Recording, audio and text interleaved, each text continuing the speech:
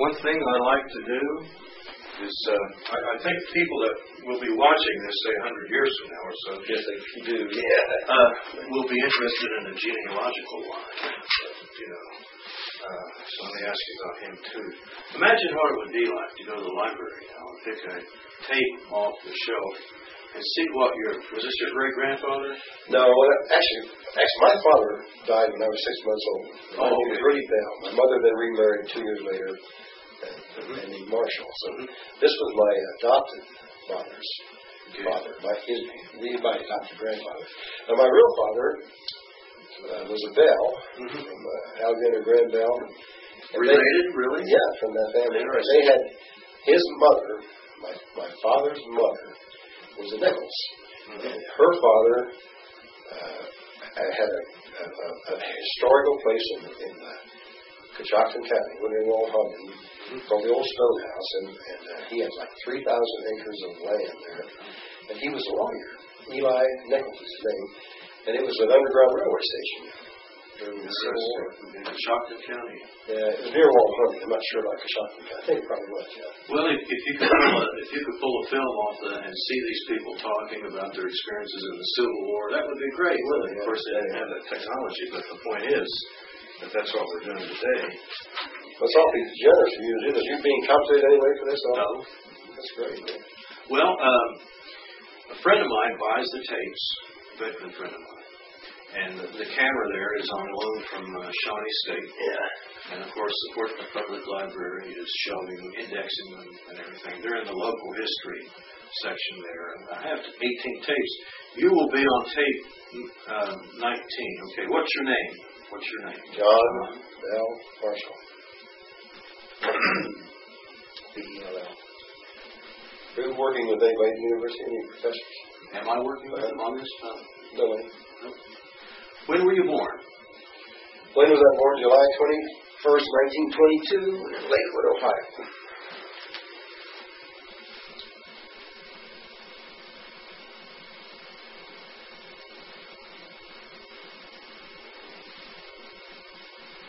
And I was born John Cantwell Bell. You were born John Cantwell? Okay. Right. And Cantwell is spelled C-A-N-T-W-E-L-L. C-A-N-T-W-E-L-L.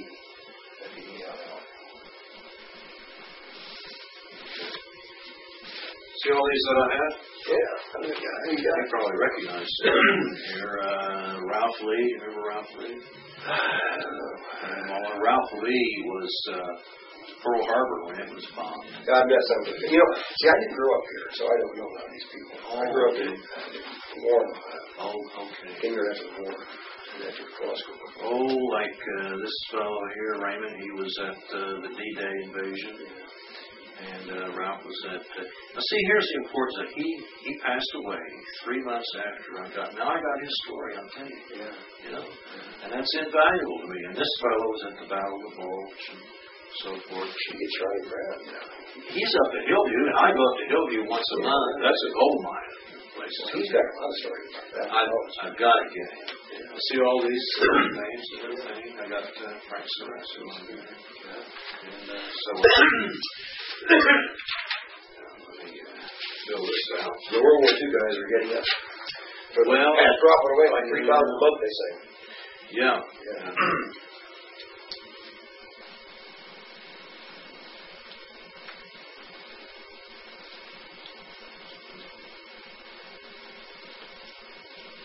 Ohio bombed by Japanese planes. Oahu. So that's Oahu. Oh, okay. Oh, Oahu. Yeah, I'm going to look at that. Keep that with your stuff. And 100 years from now, when your people, descendants are looking through your stuff, they'll find that, and then they'll go down to the Portsmouth Public Library, and there you will be.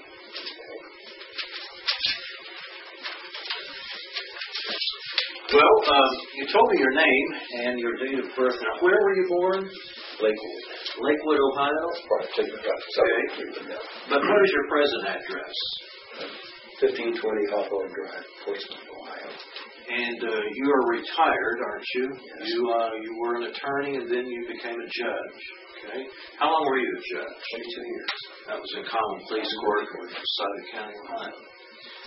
How much education do you get? Just on that. Been running a whole lot of yakking. Okay. So, how much education do you have?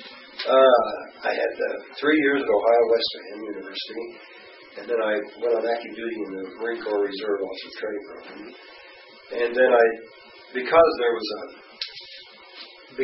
a special program, they wanted Marine aviators, and it was a $36,000 education they advertised.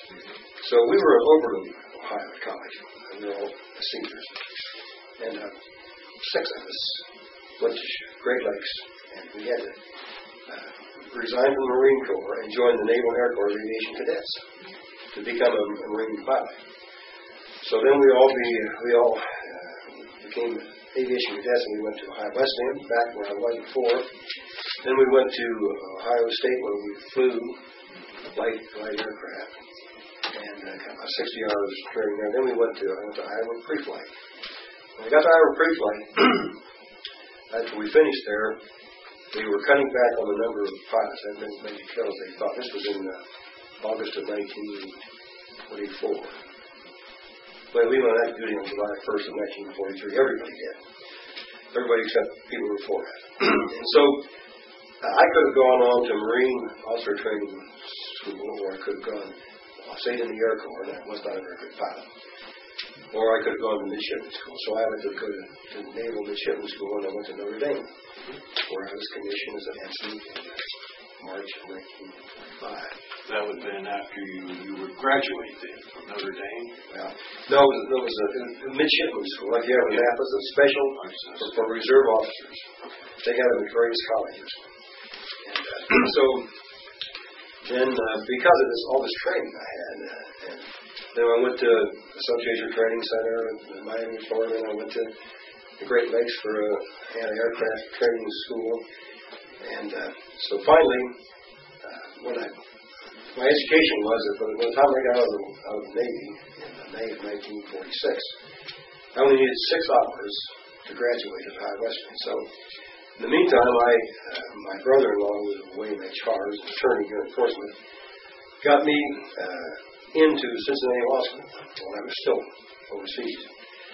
And when I came back in the summer of 46, I took those 8 hours actually, got my degree. Then I started law school in September of 46. And at that time, because we were almost all veterans, very large class, they permitted us to go straight through. We went summer and winter, 3 semesters a year.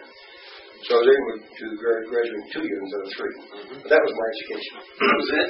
Yeah. Okay, so your law school was where? Cincinnati? Cincinnati, yeah. Okay. What was the name of it there? Cincinnati? University of Cincinnati College of Law. College of Law. Okay.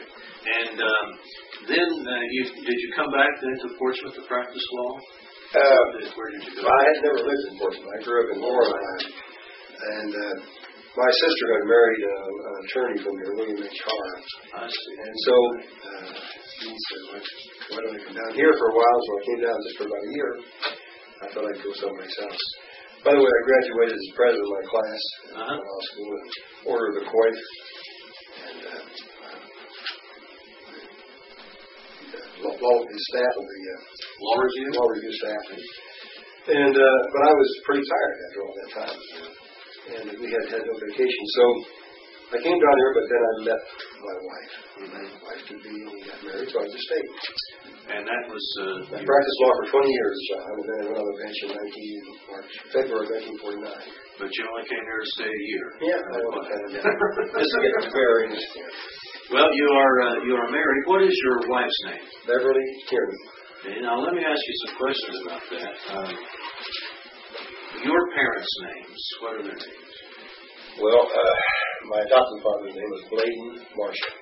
Bladen Marshall. And there's a town in Pennsylvania named Bladensburg, and that's where his family came from. Okay. My mother was Edna Cantwell. Cantwell. Chicago, Ohio. Okay. My birth father's name was Clifford Bell. Okay. And he was an attorney. He was an attorney. Okay. Now he died when you were... He died... When I was about 4 or 5 months old, he went on a hike and drank out of a well, and contacted what do you call it? Typhoid? Typhoid fever. Was it typhoid? And died within 3 days. Oh, my. 33 years old. Do you know his parents' names? Yeah. What were they? Samuel Bell and Della Bell. Okay. Now, was he the one that was in the Civil War, or was it the No, adopted father? my adopted father's father was Thomas Marshall. And he was in the Civil War, and he was with, I think, the 83rd or 93rd Regiment. Mm-hmm. And he was a Phi-Beta Kappa from Miami University, by the way. And he was company sergeant, first sergeant of his company. And every day while he was in the service, he kept a diary, a daily diary. Mm-hmm. And they went all the way to Vicksburg, Mm-hmm. and fought at Vicksburg. And then when he got out, he wrote a book from that diary, which was published. And all that is at Miami University now. Is it? So you can find that book in the archives at Miami University in Miami, Ohio. Now, what was your adopted father's name? Bladen Marshall. Bladen Marshall, right. And then we're talking about his father. His father, yeah. So, what was your mother's name? Cantwell. What was her first name? Edna Cantwell. Edna Cantwell. Do you know her parents' names? Yeah. Will. It must be a test. Yeah. God, my grandmother's name. I can't remember. My grandfather had a shoe store in Coshocton. He carried bricks to build the shoe store himself. And they had Fleischmann shoes, the best shoes, and Selby shoes, best shoes in town. And he had been, his name was Campbell, so he was Irish. And the story there was, and this is in the Library of Congress, called The Generation of the Upright. And apparently his forebears left Ireland during the potato famine. And they had a large family of children. And his great-grandmother's name was Brian, and his great-grandmother's name was Campbell. Anyway, they were coming through the shock, and they just left off. My grandfather's father left him there and moved on. And they were of course, Catholics, but the people who took him in were Protestants. So that's how he became Presbyterian. Okay. And then now your wife's name is Beverly. Yeah. What are her parents' names? John J. Tierney and Lena Tierney. And John was president of Security Central Bank here before he died. Tierney, you say? Tierney. What was her mother's maiden name? Gray. Gray? G-R-A-Y or E-Y? A-Y. E-Y. Okay. Now you're married and you have 3 children. Mm-hmm. What are their names? Rebecca, Jane, and she's married and lives on Cape Cod. In Massachusetts. Her husband's an artist and they have a gallery. What is his name? Jeffrey Smith, quite an illustrious artist. And do they have children? They have 2 daughters. 2 daughters. What are their names? Tierney Smith and Grace Smith. And now you have Rebecca.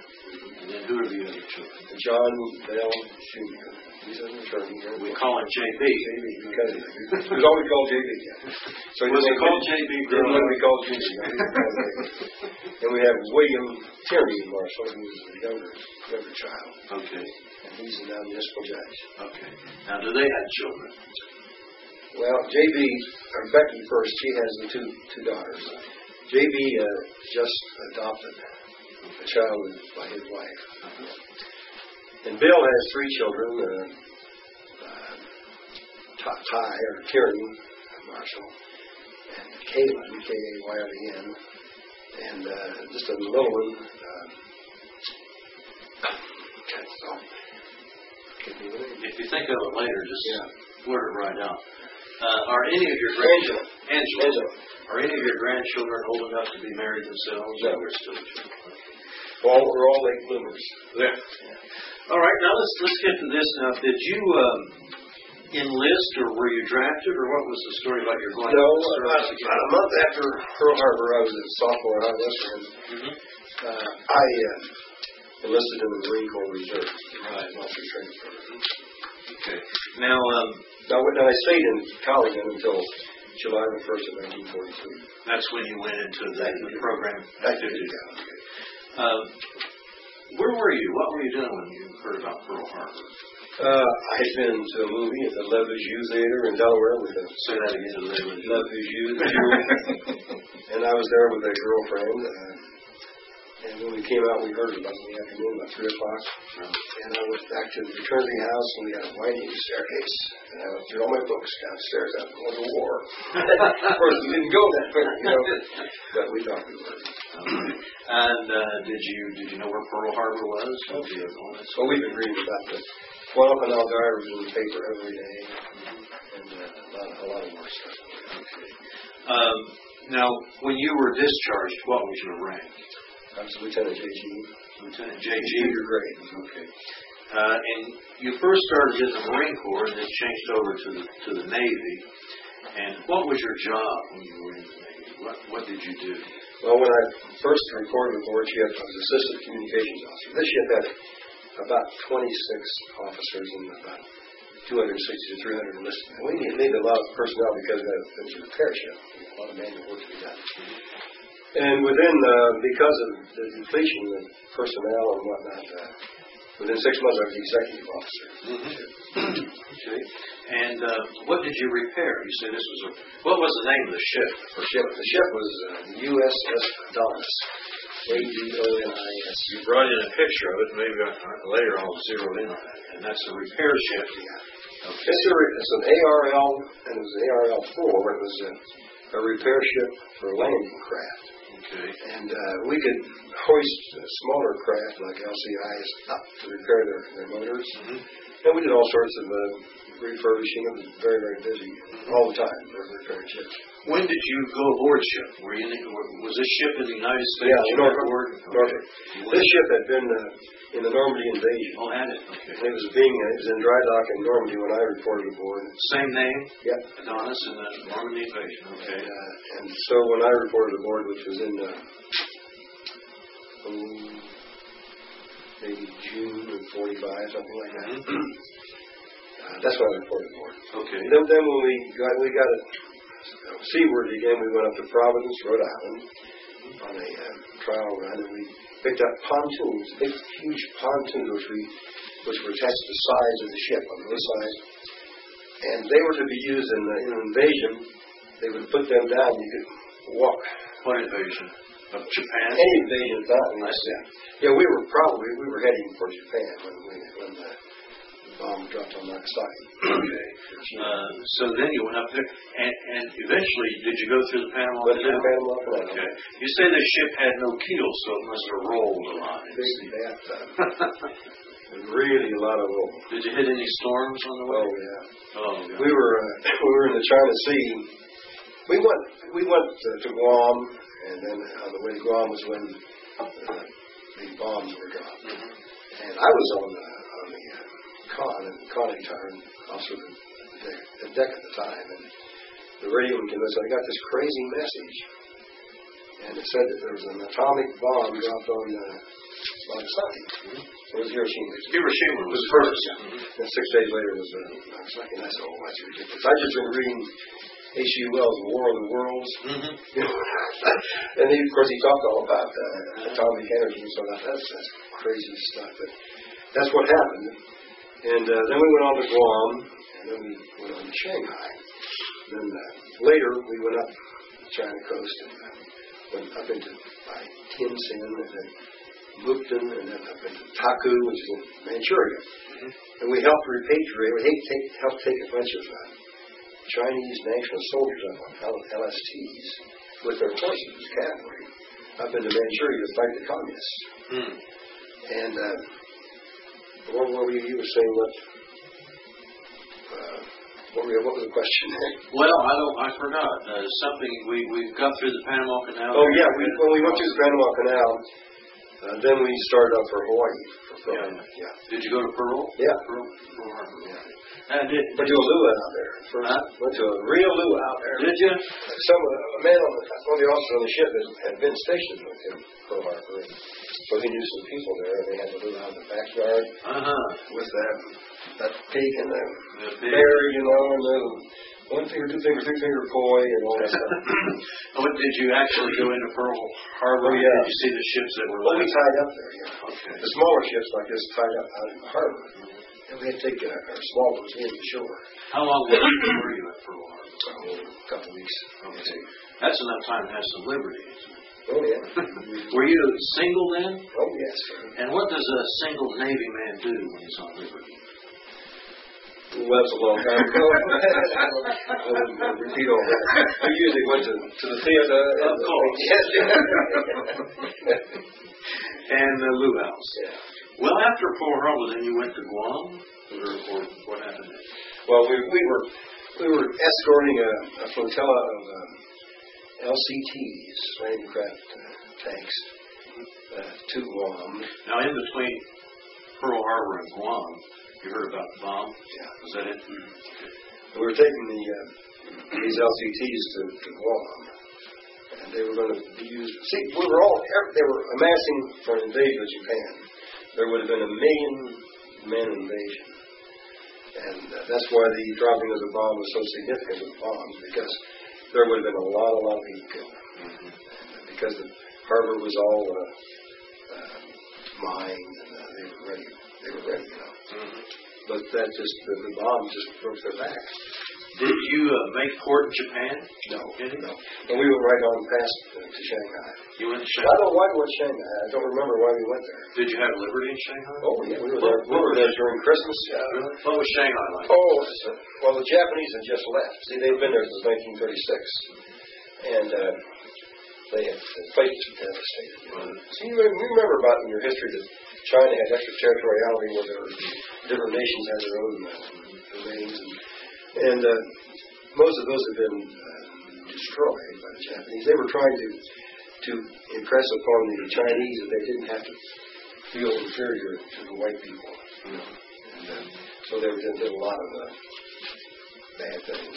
But yes, Shanghai was still recovering from that terrible occupation by the Japanese. I think they left it about in September or October. We got there about early December. Is that where you picked up the Chinese troops? No, we didn't. I really don't remember where. We didn't have any on board. We just escorted. See, our ship, we had full radio and communications. These other ships didn't have that. So we would be the ones who were in command and keep radio contact, and they would follow us, things like that. I see. The LSTs took the troops. The LSTs were like this, but they had a big valve door that came down, and you could put a lot of counts in there. Okay. So you did escort this convoy of nationalist Chinese troops to Manchuria. Yeah. And the communists were selected.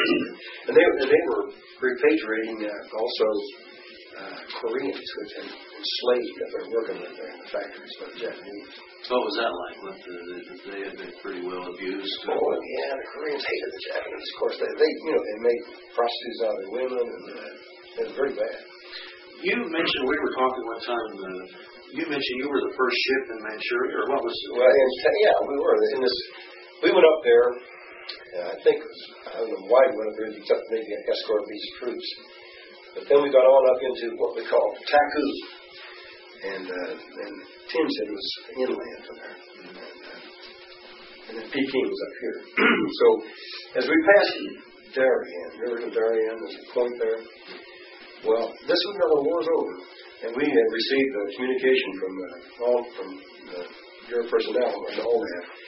Don't go within gun range of Darien because the Russians were there and they would fire us. Way back in 1945. Can you believe that?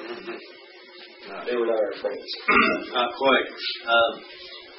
Did you make any, after you got to Port Manchuria then? We didn't really get to port because there was such a shallow, we had to tie it way out.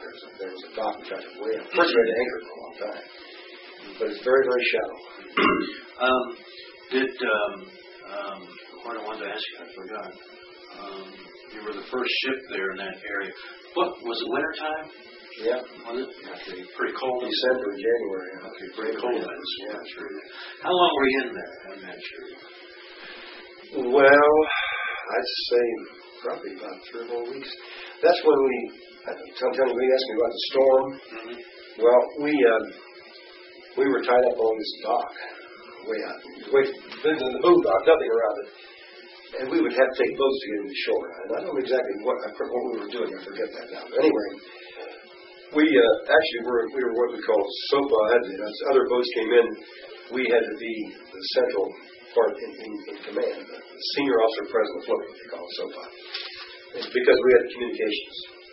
So we did that. But anyway, one day they got the message there was a hurricane, a storm on the way, and we had to go to sea. I said, I could stay here, you know.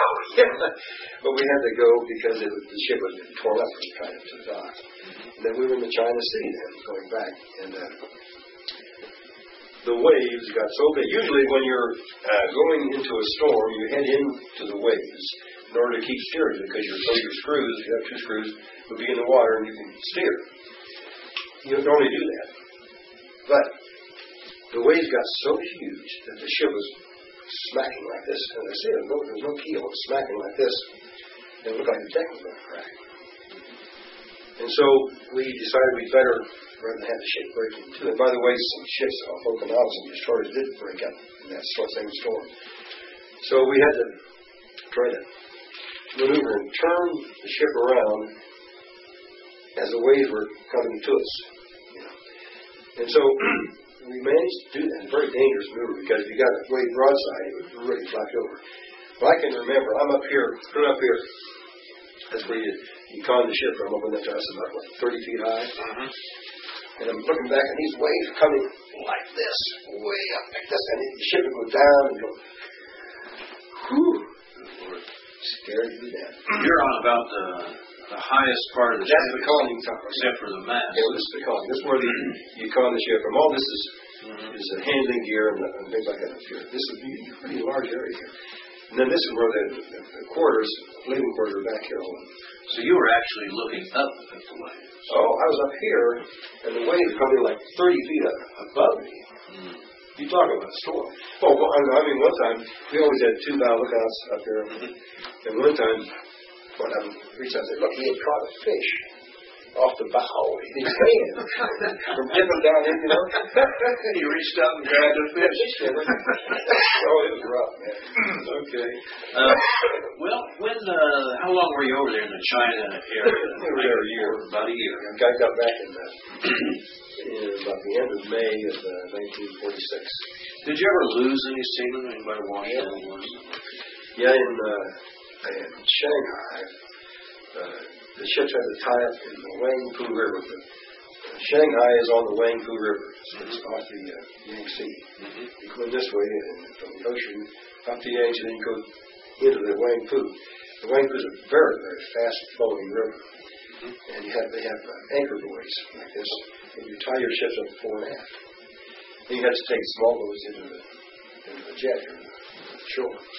And if they fell overboard, there's no hope because the water was so rapid and so turgid that you just couldn't get up. We had one man fall overboard. And it was quite common. There were bodies always tied up to what they call dead men's buoys, which some tied up there Chinese. By the way, the river was full of sampans, people who lived on those boats. And they lived their whole lives in these little boats. 3 generations. All day, all night. Go to the toilets, go to the side of the toilet. And that's how they lived. How did did you have much contact with the native population there? And if you did, how did they treat you? How did they treat Oh, they were very, very nice. We liberated them from the Japanese. Oh, yeah. You had chocolate and chewing gum, too, maybe. I don't know. They were really poverty-stricken people, you know. But then all of a sudden they started getting things like Parker 51 pens to sell you on the street. Yeah. Like girls, you want a nice young college girl. Oh, gosh. Okay, well, you were there about a year, and then did you come back? Yeah. Well, while we were there, like for example, we had each ship had to maintain a shore police patrol. And I'd do that. We'd go ashore and have two enlisted men and me with a gun on my side and a jeep. And we took patrol to be sure that our men didn't draw any trouble. Yes, when you did that, were you just patrolling for your men or American sailors? Well, anyway, yeah. We tried to take turns because there weren't that many personnel there. Did you ever have to draw your weapon? No, calling or shot anybody. There was still, while we were on Guam, there were still Japanese back in the hills there. And we went up to Tientsin in North China. The communists, Chinese communists, had killed a couple of sailors. Did some, they mutilated bodies and that sort of thing. When did you get back to the United States? We came back, what they call the Great Circle route. When you're at sea, the shortest point between two lines is a circle, not a straight line. So that's circle between 2 points. Because the Earth's a globe, of course, you take a Great Circle course. And we came back through the Bering Sea, saw all the walruses and whales all around us, and then we went up to the Columbia River, and went all the way up the Columbia River to Port North, where we put the ship, they locked all the ship up there. And that was the end of the... Yeah, sure. Then, when did you reach the United States? Remember that date? What they did, I remember when you're coming home, they had what they call a coming home pennant. And for every enlisted man, they had a foot of bunting, and for every officer a star. And that thing goes way out behind the ship as you came in port. It was at the end of May. Mm-hmm. Did you ever cross the equator? No, we crossed the 180th parallel. 180th parallel. Yeah, that's Guam was, it's about 10 degrees north of the equator. Okay, so you got to about... So we go across the international date line, that's the 180th parallel. After you got off your ship, what did you do? Oh, I went to Great Lakes, got discharged, got my ruptured eagle. Yes? Yeah, and ruptured eagle. And then I came home and went immediately to High Western. To summer school. Okay. Well, that was your... Do you ever keep in contact with any of your friends that you... Oh, yeah, we had Christmas cards through the years. Okay. Some of them in the Marine Corps. Some of us were in the Marine Corps and the Air Corps together. Okay. And then we had people from on my ship. Have you ever been back to any of these places? No. Well, yeah, I went back to it. My Uncle Bev and I went back to Iowa City. Iowa City. That was where we had the Iowa Creek fight. And I went ashore where we were because that was really rough. That was the most physical program in the world at the time for aviation cadets. Very, very physical program. They set all kinds of records, push-ups and pull-ups, and we did everything. We boxed and we played field hockey and we wrestled and we did track and hurdles and dashes and everything. So I wanted to see that and got there and there was nothing there. They abandoned the place and it was still there, but it was not being used. And I didn't hardly recognize the university. It changed so much. Yeah. What university was it? Iowa, University of Iowa. University of Iowa. Iowa City. Have you been back to Hawaii? Yeah. Pearl Harbor?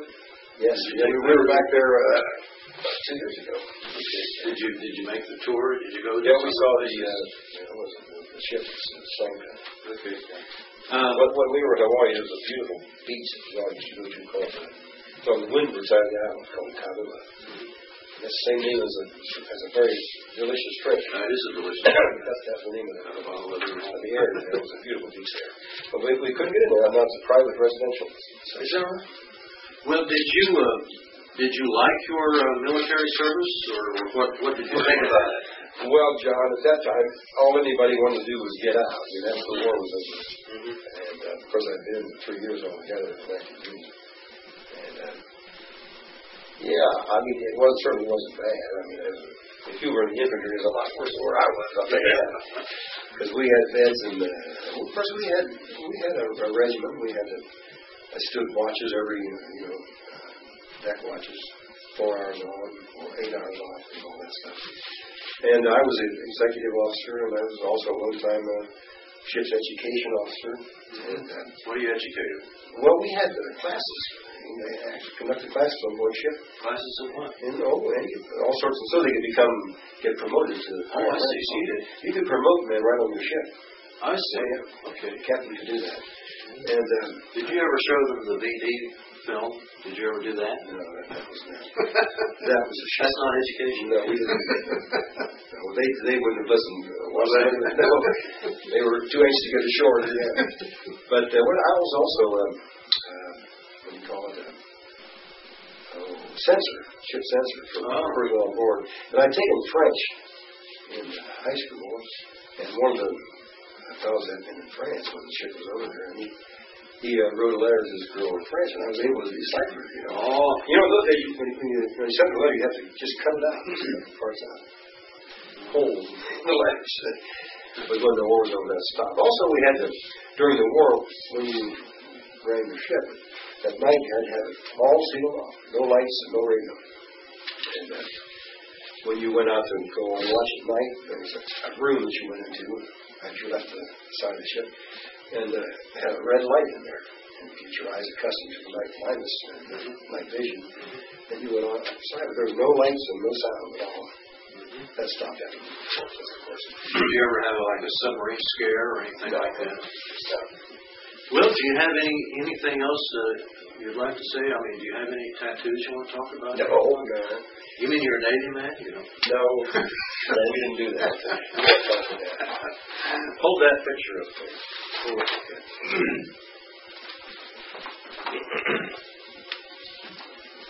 Okay, let me see.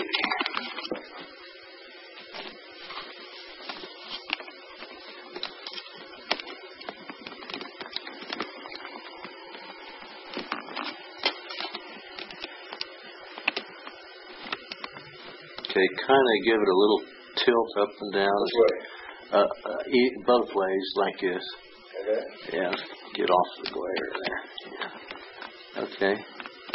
And that's the name of what is that? USS Adonis. Adonis. And you spent your entire cruise on that ship? Yes, I did. Year. One whole year on the Adonis. Okay. All right. Well, can't think of anything else, then that's it, I guess. You have any other questions you want to ask? Well, I don't know. What do you want to talk about? I can't tell you everything. You're not allowed to? I won't.